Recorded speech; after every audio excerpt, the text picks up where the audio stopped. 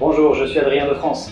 J'aimerais vous donner aujourd'hui quelques astuces pour améliorer vos résultats commerciaux en essayant de rivaliser davantage sur la valeur plutôt que sur le prix.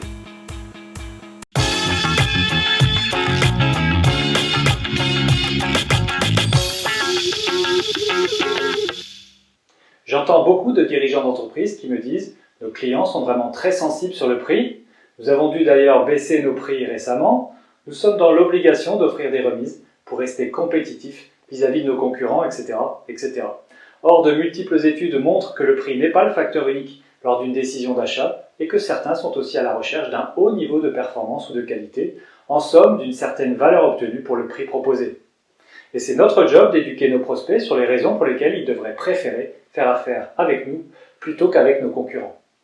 Et l'un des meilleurs moyens d'éviter de se battre en permanence sur les prix est d'articuler une proposition unique de valeur, appelée également PUV, qui va différencier clairement vos propositions de celles de vos concurrents. Quelle est donc la valeur que vous offrez et qui représente quelque chose d'important pour votre acheteur?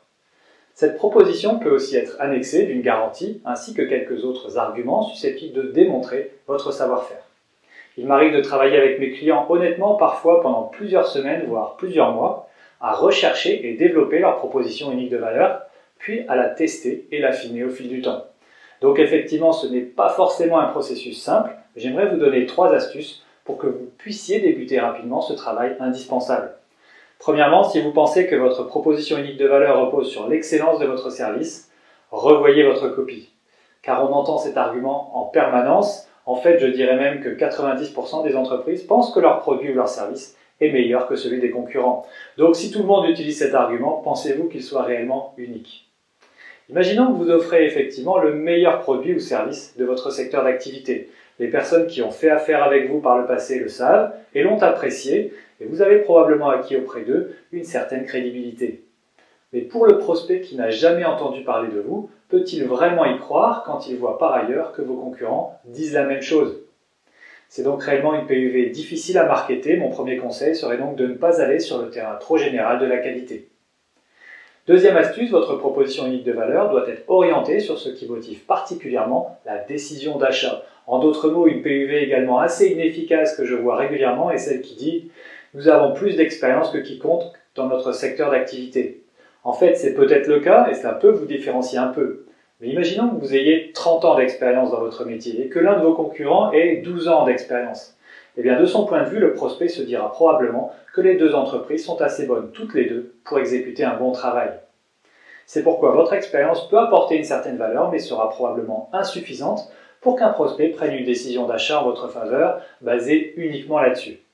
C'est pourquoi les arguments d'une PUV doivent être davantage que simplement les basiques recherchés par les prospects et représenter des éléments de bascule déterminants en faveur de la décision d'achat.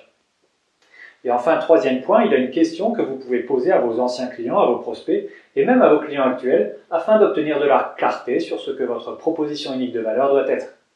Voici la question. Quelle peur, quelle préoccupation, quelle frustration expérimentez-vous quand vous faites appel à des entreprises de notre secteur d'activité? Obtenez une réponse sur les entreprises au sens large qui composent votre secteur et pas nécessairement sur vous-même. Quels sentiments ont-ils? Quelle expérience vivent-ils quand ils s'interrogent ou qu'ils achètent des produits ou services comme les vôtres? Poser cette question vous donnera des informations précieuses pour vous aider à développer une proposition unique de valeur qui sera alors orientée vers la résolution d'un problème réel et les frustrations courantes de vos prospects. Voilà qui conclut mes 3 conseils du jour pour vous différencier, afin que vous puissiez dorénavant défendre vos prix en démontrant à vos prospects que vous ne leur proposez pas la même chose que vos concurrents. Merci à vous et à bientôt.